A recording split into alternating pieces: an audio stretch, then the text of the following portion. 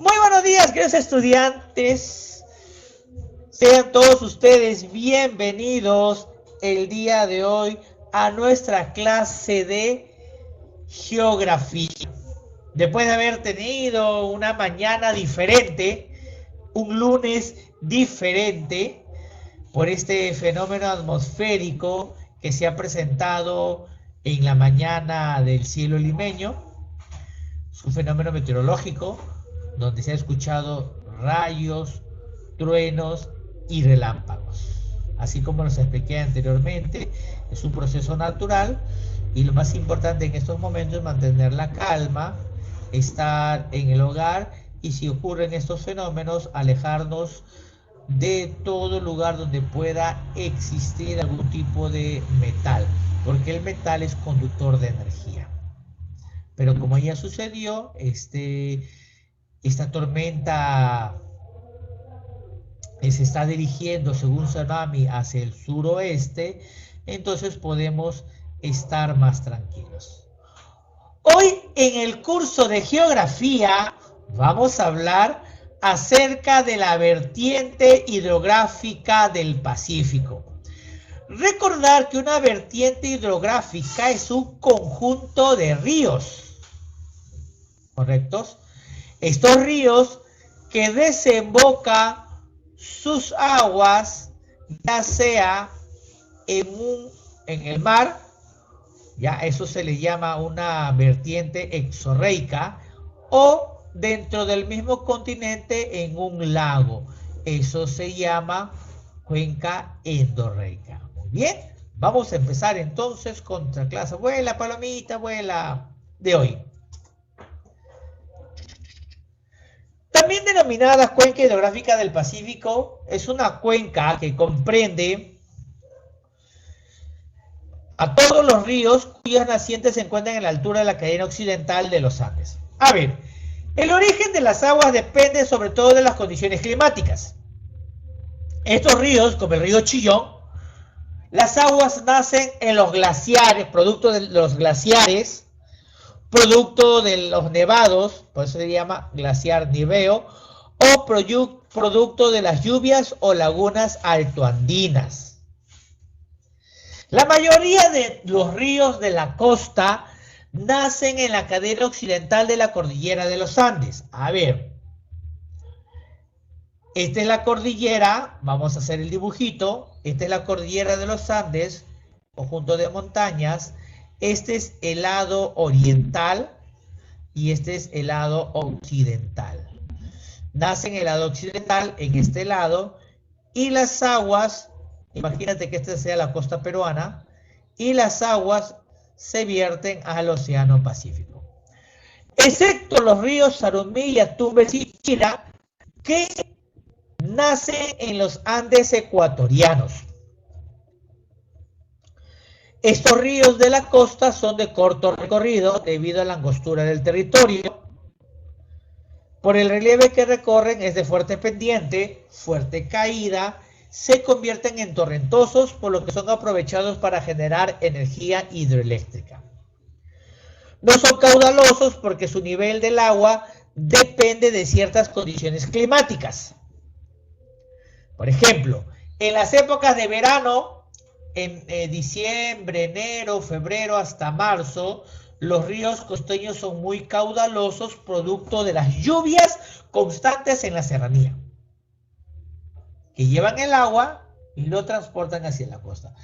Pero en la época de invierno, a partir de abril, mayo, hasta por lo menos octubre, noviembre, el caudal desciende. ¿Por qué? Porque ya no hay lluvias y el poca agua que tú vas a recorrer es producto de los glaciares, producto de la nieve o producto de una laguna. Por eso el agüita es poquito, más así apenitas el agüita.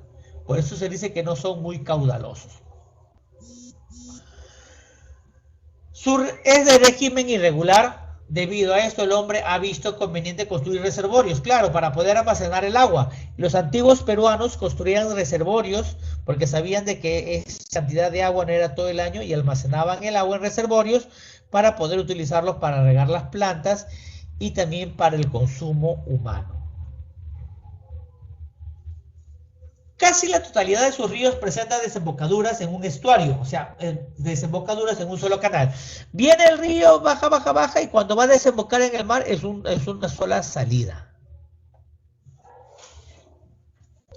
Presenta en su mayoría una cuenca exorreica. ¿Por qué exorreica? Porque desembocan o desaguan en el océano. ¿Cuáles son los principales ríos? Por ejemplo, el río Zarumilla, que es la frontera natural entre Perú y Ecuador. Está al norte. El río Tumbes, que forma esteros, es un terreno pantanoso donde crecen los manglares. El río Tumbes es el único río navegable que hay en la costa y forma un delta. ¿Qué significa? Esta es la desembocadura y un delta son una región de trípode de 3 canales. El agua desemboca en el mar en 3 canales diferentes, un delta. El río Chira es el más irregular. ¿Qué significa el más irregular? Tiene bastante agua en un determinado tiempo y después se seca. Por esa razón que en el río Chira se han construido el reservorio de Poechos, el más grande del Perú, y San Lorenzo o Cocos. Esos reservorios permiten captar agua en los momentos de lluvia y utilizar esas aguas posteriormente para la agricultura o para el consumo humano. El río Piura forma el valle de algodón pima más importante. También se cultivan mangos y limones. En Lambayeque, Chancay y Reque, los ríos, está destinado a la actividad agrícola, principalmente al cultivo de arroz y de caña de azúcar. Ahí, en el conjunto de estos 3 ríos, podemos encontrar el reservorio de Tinajones y la central hidroeléctrica de Carhuasquero. Las centrales hidroeléctricas generan energía para la población. El río Jequetepeque es el valle rosero más grande del país y ahí encontramos la represa de Gallito Ciego. El río Santa es el río más caudaloso de la vertiente del Pacífico. Se encuentra en el departamento de Ancash. ¿Ya? Posee un régimen regular, que sus aguas son constantes, único con doble curso, forma el Cañón del Pato y es el tercer río de mayor longitud de la vertiente del Pacífico. En el río Santa podemos encontrar las irrigaciones de Chavimochic y Chinecas, así como la central hidroeléctrica de Huallanca. El río Rímac, en Lima. El Rímac es el valle más poblado de la costa, es donde hay mayor población. El río Rímac es el que posee el mayor número de centrales hidroeléctricas y forma el cañón del Infiernillo, allá en la serranía de Matucana. Las centrales hidroeléctricas que encontramos en el río Rímac son la de Huampaní, Moyopampa, Barba Blanca, Pablo Bonner y Huinco. Encontramos la represa de Yuracmayo y el trasvase de Marcapomacocha. El trasvase es el paso de agua de un lugar a otro. En Ica es el río más arreico, o sea, sus aguas no desembocan, se secan a la mitad del recorrido. Forman el valle más importante de uva y algodón. Aquí en Ica encontramos el trasvase de Choclococha. En Arequipa, el río Coña forma el cañón de Cotahuasi, el más profundo del mundo. El río Colca, Majes y Camaná forma el valle costero más extenso al sur de Lima. Es el río de mayor longitud en la vertiente del Pacífico. Forma el cañón del Colca y ahí tenemos la represa de Condoroma. El río Tambo, río de mayor longitud, recorre los departamentos de Arequipa y Moquegua. Y por último, el río Osmore, que es el río más contaminado en la vertiente del Pacífico, porque los relaves mineros, que son relaves, digamos los desperdicios de la minería, están en este río. Y por último, el río Caplina es el que está más al sur del Perú, en el departamento de Tacna.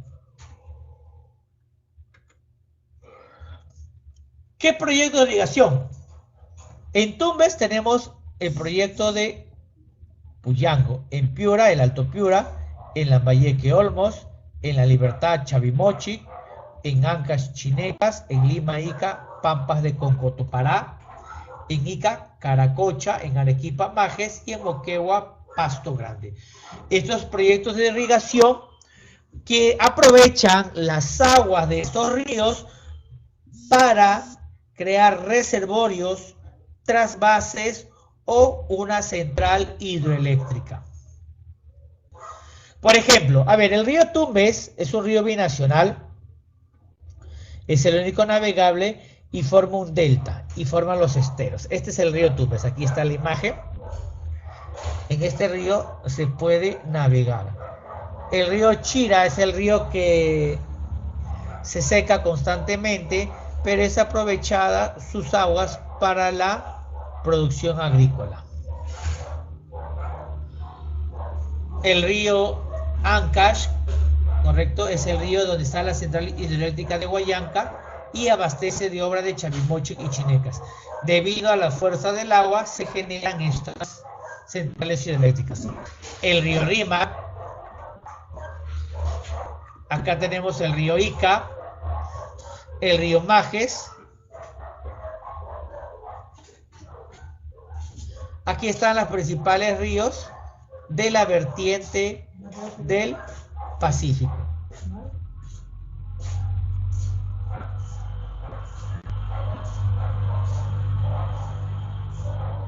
Muy bien. ¿Qué es una central hidroeléctrica? ¿Hasta qué hora tenemos? 9:30. Una central hidroeléctrica es una obra de ingeniería que permite generar electricidad a partir del uso de la fuerza del agua para convertir el agua almacenada en energía.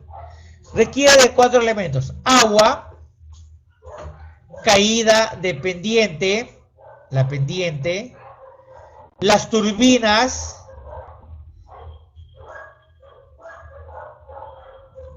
y el generador de energía. Las turbinas y el generador de energía. Entonces, estas turbinas se mueven por la velocidad, por la caída de la velocidad del agua. Comienzan a moverse las turbinas, esta electricidad llega al generador y el generador comienza a desplazarlo hacia los transformadores y de ahí hacia el tendido eléctrico o las torres de alta tensión. Estas aguas de esta central hidroeléctrica son utilizadas para regar los campos. Entonces ponen un dique, la caída del agua, las turbinas, este dique o esta presa genera, en ocasiones puede generar un tipo de laguna artificial, pero se utiliza la fuerza del agua o la fuerza de la caída para generar energía. La represa. La represa tiene un trabajo diferente a las centrales hidroeléctricas. Es un dique o muro, ¿ya?, que atraviesa el cauce de un río y se genera en un embalse o laguna artificial. Las aguas son utilizadas para el consumo humano a partir del tratamiento del agua potable. Por ejemplo, eso lo tenemos acá en la Tarjeo. Hay una represa, contiene el agua, estas aguas son llevadas por un canal hasta las centrales de tratamiento del agua.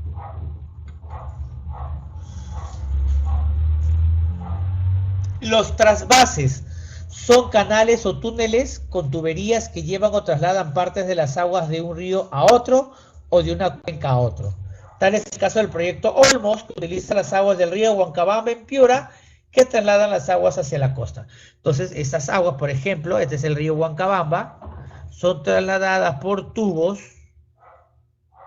o por cañerías o por cuencas hacia la costa.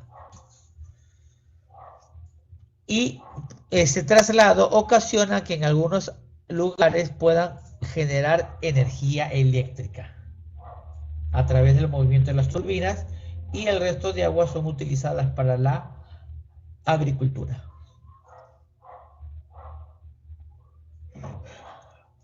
Muy bien.